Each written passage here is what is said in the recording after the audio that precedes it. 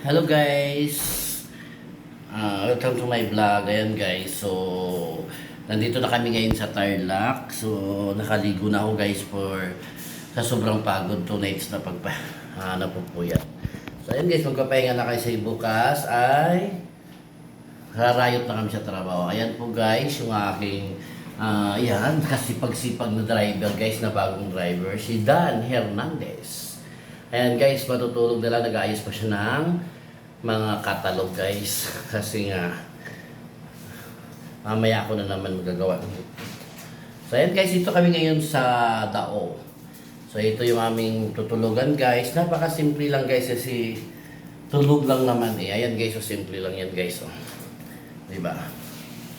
So ayan guys, makikita nyo guys. So sasalawin. Isumpay mo lang to, Dan. Ayan. Kuya, sumpay. May putol ba, Kuya Dan? May putol ba yan? Pag kulang siya ng kwan, ilagay mo na lang yung kwan niya, yung isumpay mo yung iba o doon. Di ba ilagdag mo? May nail cutter ka ba? Wala. Dami kong gamit na iwan.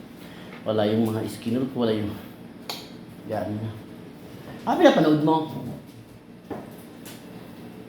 Ipikasyon ko rin, naiwan din, putang ina. Oh, sorry mga ako. Ayan, sa sobrang hagad ko at pagod ko siguro, naiwan ko yung mga... Dala ko yung pagkain, Dan. Parang katabi ko kanina. Yung pansit doon at kwan, nakalagay sa brown dito. Nakita mo ba yan? Dala ko ba?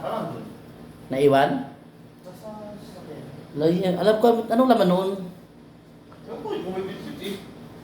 Ay, may kwan doon, ensimada pala doon, Kuya Dan.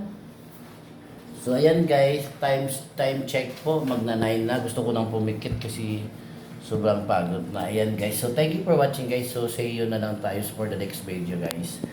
Please like and subscribe my channel. Thank you. So, bye-bye nyo ang aming paglalakbay sa Norte guys. Ito yun yung first time ko guys na kasama ko ang bagong driver ko na si Dan. So, siya na yung driver ko kasi nag-change na sila ng dating driver ko. So, siya na yung na-in-charge sa akin. So, yung dati kong driver, doon na siya ma-assign sa Maynila. So, ito na yung forever na maging driver ko. Okay. So, yun guys. Si Dan po yung bago natin. May YouTube din siya guys. Paki-subscribe na lang yung channel niya. Dan Hernandez. Ang taong na mataba, ngayon napayat. Ayun.